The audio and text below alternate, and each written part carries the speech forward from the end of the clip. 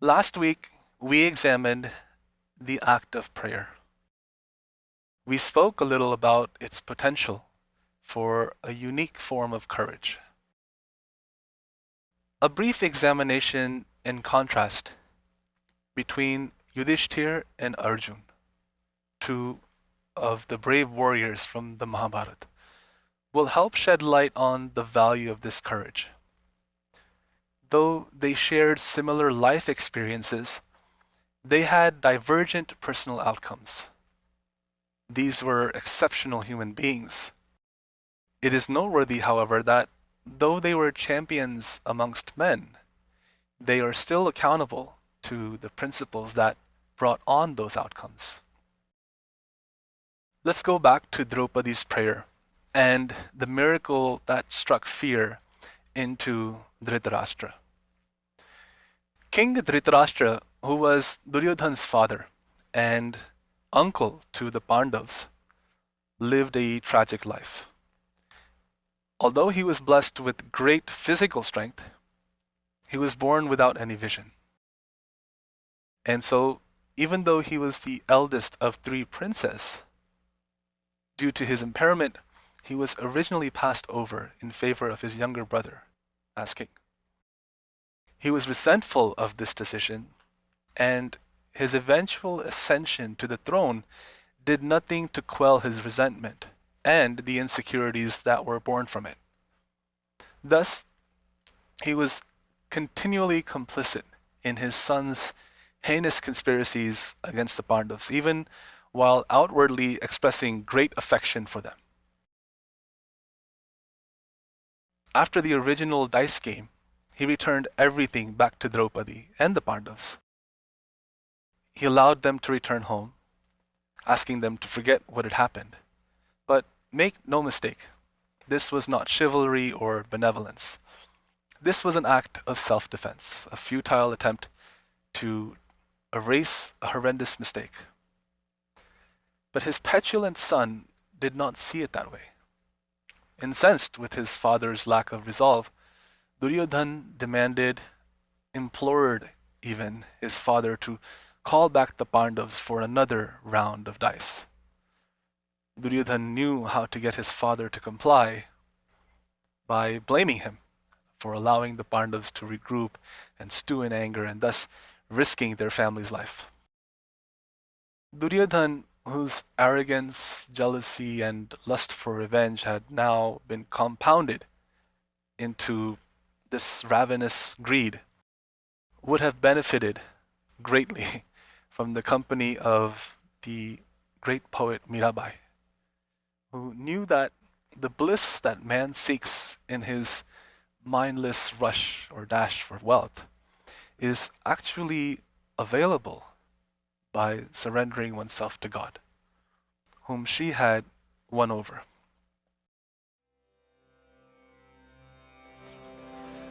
वस्तु अमोलिक दी मेरे सतगुरु, वस्तु अमोलिक दी मेरे सतगुरु, कृपा कर अपनायो, आयो जी मैंने कृपा कर अपनायो, आयो जी मैंने राम रतन धन पायो, आयो जी मैंने राम रतन धन पायो. Duryodhan, however, was not going to be deterred and not going to be convinced, and his father Dhritarashtra was too weak in character to challenge his son's folly. So once more, against the wise counsel of his brother Vidur, Dhritarashtra invited Yudhishthir to a second game of dice. The Pandavas, loyal to their eldest brother, begrudgingly honored this invitation, and Yudhishthir, fully aware now of the impending doom, had seen this as his dharma. So Duryodhan successfully cheated and won again. This time, the loss meant the Pandavas would go into exile for 14 years. If they managed to remain unrecognized during the last year of the exile, their kingdom would be returned to them. Considering the Pandavas' overwhelming superior wealth and military strength, that they would honor such devastating consequences as a result of a loaded game of dice. Clearly, this was a very different time. But anyway, 14 years went by. Too fast for Duryodhana and his father, apparently, because, the Pandavas returned and rightfully wanted their kingdom. Now, during that time, Dhritarashtra once called his wise brother Vidur. He valued his wisdom, at least enough that he found it entertaining. He told him about the trouble he was having sleeping. A virtuous, brilliant, and wise, Vidurji told his brother, "Sleep leaves those who steal, those who are lustful, those who have lost their wealth, and those who have failed to achieve success, or those who are weak and have been attacked by a stronger foe. I hope, dear brother, that these calamities have not befallen you. I hope you haven't been overtaken by grief resulting from coveting wealth belonging to someone else." Dhritarashtra was mesmerized by Vidur's wisdom and intricate understanding of dharma. And as Vidurji eviscerated Dhritarashtra's decisions, he also praised Yudhishthir's patience and honor. And this was news to no one. Everyone in the Kuru house was aware of Yudhishthir's exceptional adherence to dharma. The sages of the Vedic tradition cherished scientific inquiry. They studied the cosmos, they studied the natural world, they developed technologies to improve the quality of life. But these sages were also well versed in philosophy, meditation, and introspection. Though they marveled at the many wonders they discovered, they did not lose sight of the fact that everything they studied had a lifespan. They saw clearly that the perceivable world and everything that sustains it, by its very nature, slowly but inevitably, deteriorates into a form of chaos or disorder. They didn't fear this fact, nor did they surrender themselves to fate. They considered the purpose for this design. They accepted the entropic nature of creation and made monumental efforts to understand the interdependencies that could foster prolonged sustenance through order and harmony.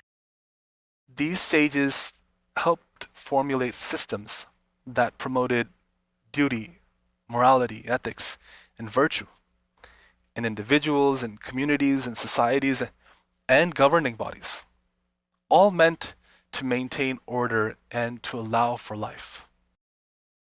Collectively, these systems in practice are what we refer to when we use the word dharma. Now, there are elements to dharma that are universal, elements that are specific to time and place, and elements that are specific to individuals. This is why knowing dharma, and even more importantly, living a dharmic life, is essential. Dharma lessens our contribution to the deterioration of society and world that sustains us. More specifically, it allows for the attainment of wealth and worldly fulfillment without further detriment to one's spiritually inclined pursuits. But perfecting dharma is no small task. In chapter 6, verse 92, the Manusmriti lists 10 characteristics that identify the presence of dharma. 1. Patient persistence. 2. Forgiveness. 3. Self-discipline. 4. Abstinence from all forms of theft at every level. 5. Purity. 6. Control over the senses. 7. Discretion, or the ability to decipher true and false. 8. Knowledge, particularly of one's true identity as a soul. 9. Honesty. And 10. The absence of anger. That is to say, Yudhishthir's accomplishments in the field of dharma were no small achievement. But as outstanding as it wasn't the end all. On the eve of the 9th day of the Mahabharata war, Bhishma listened to Duryodhana's vague taunts and complaints that his grandfather didn't care for him because he refused to kill the Pandavas. Self-absorbed as he was, Duryodhana remained completely unaware of Bhishma's self-sacrifice for the sake of his grandson's unjust cause.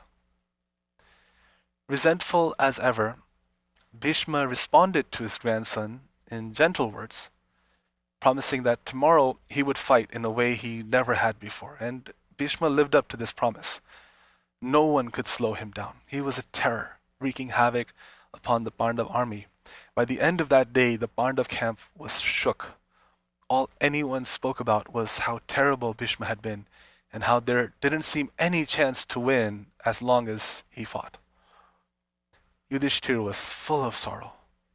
He was ready to stop fighting and return to his forest exile. He cursed himself for all of the sorrow he had brought upon his family, his friends, and everyone who had taken up his cause. All of this was in response to what he had witnessed in Bhishma that day against his army. Though he was very different from his cousin Duryodhana, Yudhishthir would have done just as well to have had Mirabai's company.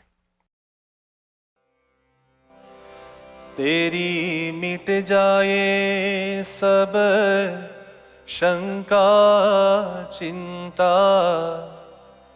मिट जाए सब शंका चिंता नाम हरि का बोल रे नाम हरि का बोल रे तू छोड़ दे तू छोड़ दे तू छोड़ दे अब मन मानी रे प्राणी जो सुख लेना मोल रे नाम हरि का बोल रे काहे फरे तू ढीले हाले झूठी माया के मत वाले झूठी माया के मत वाले काहे फरे तू ढीले हाले झूठी माया के मत वाले झूठी माया के मत वाले पीले प्रेम पियाला रे प्राणी पीले प्रेम पियाला रे प्राणी हरि नाम अनमोल रे हरि नाम अनमोल रे नाम हरि का बोल रे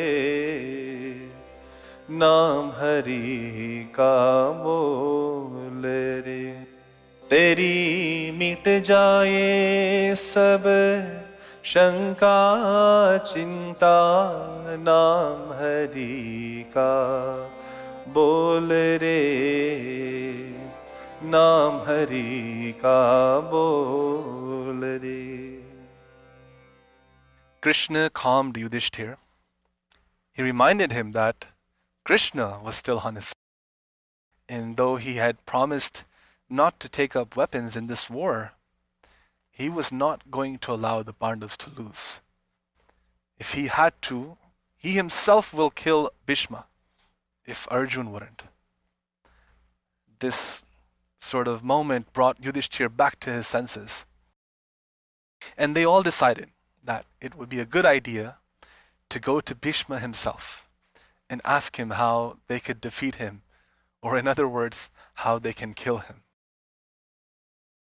Bhishma welcomed the Pandavas that night lovingly when they showed up at his camp. His love for his grandchildren overflowed, and Yudhishthir was choked with tears, explaining his plight and how he hated himself for what he had done.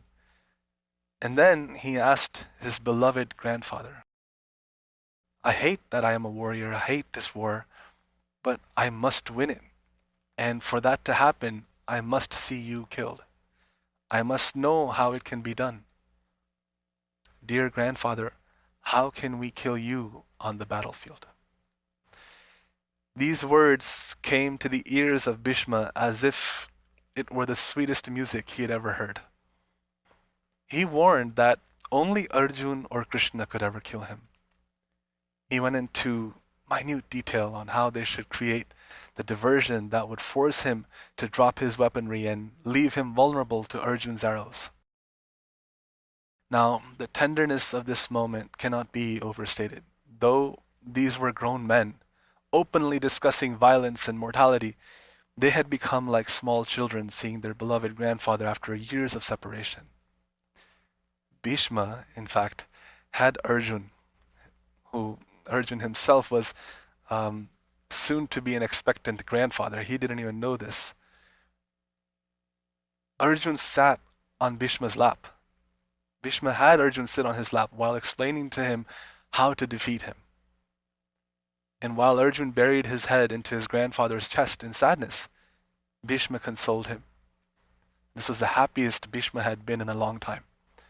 He told the Pandavas that he longed for this freedom. Krishna smiled and promised him that he shall have his release. And so, when the Pandavas left, Arjun, who was dejected, voiced his hesitation one last time to Krishna. And with a quick reality check, Krishna laid his worries to rest. Arjun, now free from his sadness, was ready to meet the need of the moment. And on the 10th day of the war, the very next day, exactly as his grandfather had explained, Arjun killed Bhishma on the battlefield. Now, Yudhishthir was a different story. He had recognized what needed to be done. He is the one who actually asked his grandfather for the means to killing him. Yudhishthir had always chosen the honorable route. After all, the Mahabharata recognizes Yudhishthir as an exemplar of dharma. But this did nothing to remove the burden of such difficult decisions on his heart. Despite being famed for his wisdom and virtue, Yudhishthir could not overcome the moral ambiguity brought on by the circumstances he faced in life. Praise, consolation, or even the blessings of those he venerated, nothing could alleviate the grief and anxiety he experienced after the war. So, although Yudhishthir had faith in the Shastras, he could not free himself from the conflict arising from his own interpretations. He needed to understand the root of his grief. He needed someone to free him from the ignorance fueling his misinterpretations. Yudhishthir suffered self-doubt even though he won the war. Even though he triumphed over his enemies. Even though justice, after all the years of waiting, had finally been served. But most tragically, Yudhishthir suffered even though he was clearly on the right side, even though Krishna swore to protect him. All he had to do was to surrender to Krishna, who he had already recognized as God. Somehow, Yudhishthir could not see beyond his personal grief, even though the solution to his problem was so close by. This is what made Arjun special. Arjun had leveraged his practice of dharma. It won favor from Krishna in the form of affection. And Arjun in turn saw in Krishna his best friend, his mentor, his teacher, his guru, and his savior.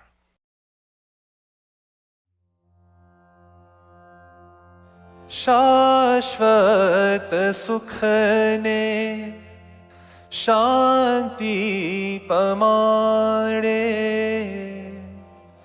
निर्भय करे स्वामी शरणो तमारो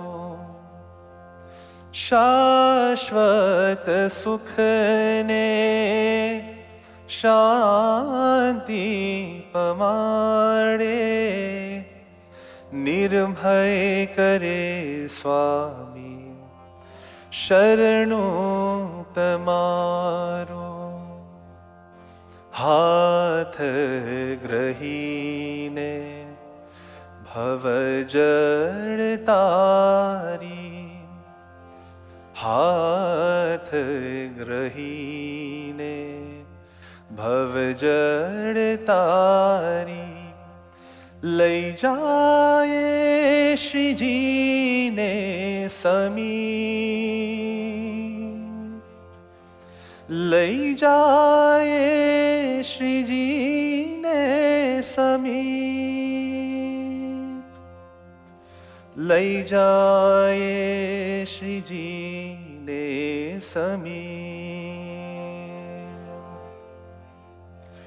श्री जी चरण मां शीश नमावी हूँ तो गाऊं स्वामी तव गीत गाऊं प्रमुख स्वामी तव गीत.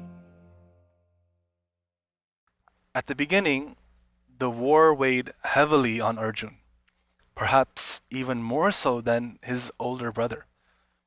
However, Arjun found courage from his faith in Krishna by means of complete surrender to Krishna.